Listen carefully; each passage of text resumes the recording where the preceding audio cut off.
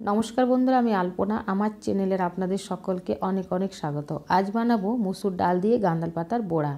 বানানো খুব সহজ, চলুন তাহলে রেসিপিটি শুরু করা যাক। তো বন্ধুরা, এটা হলো গাঁদার গাছ। দেখুন গাছটা কত সুন্দর হয়েছে, দেখতে কত ভালো লাগছে। এখান থেকে আমি কিছুটা পাতা তুলে নেব, তারপর ভালোভাবে বেছে ছোট ছোট করে কেটে ধুয়ে নেব।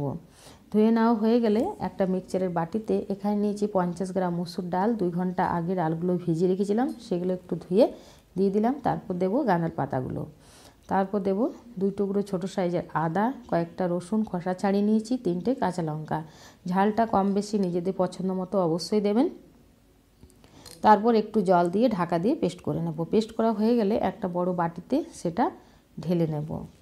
তো দেখুন বাটিতে ঢেলে নিয়েছি। এখন দেব তাতে একটা বড় সাইজের পেঁয়াজ কুচি, আর দেব ছোট সাইজের একটা সিদ্ধ করা আলু। আলুটা একটু হাতে করে ভেঙে নেব। 1 টেবিল চামচ ছোলার বেসন। একটু বেসন দিলে খেতেও বেশ ভালো লাগে, আর বড়াগুলো যখন ভাজবো তখন কিন্তু ভাঙবে না। আর দিলাম 1 টেবিল চামচ চালের গুঁড়ো। চালের গুঁড়ো দিলে বড়াটা খেতে মুচমুচে হয়। স্বাদ মতো নুন, পরিমাণ মতো হলুদ গুঁড়ো। তারপর একসঙ্গে হালকা হাতে মাখিয়ে নিতে হবে। মাখিয়ে নেওয়া হয়ে গেলে এক সাইডে গ্যাস অন করে কড়াই চাপিয়ে দেবো। তাতে দেব সরষের তেল। কড়াইটা ভালো করে গরম করে তবে তেলটা দেবেন, তাহলে বড়াগুলো ভাজার সময় ভাঙবে না। তো দেখুন তেলটা একটু কড়াইয়ের চারিপাশে লাগিয়ে নেব, তাহলে বড়াগুলো বেশ গোটা গোটা ভাজা হবে। তো বন্ধুরা দেখুন এবার তেলটা গরম হয়ে গেছে। এখন আমি এই যে বেটারটা বড়ার আকারে শেপ দিয়ে নেব এইভাবে। তো হাই টু মিডিয়ামে করে রাখবেন গ্যাসের ফ্লেমটা। তারপর এভাবে সব দিয়ে পরে হালকা হাতে এক সাইডটা এভাবে উল্টে নেব। যখন দেখবেন এক সাইডটা হয়ে গেছে তখন হালকা হাতে উল্টে নিতে হবে। তো এভাবে আমি সব বড়াগুলো ভেজে নেব।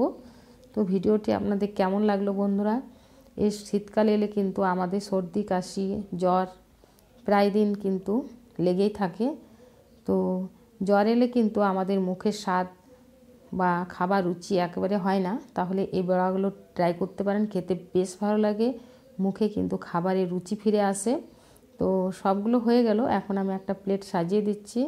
খেতে বেশ ভালো লাগে বন্ধুরা। তো ভিডিওটি কেমন লাগলো কমেন্ট বক্সে জানাবেন। ভালো লাগলে লাইক করবেন, সাবস্ক্রাইব করে চ্যানেলের পাশে থাকবেন আরও নতুন নতুন ভিডিও পেতে। ধন্যবাদ।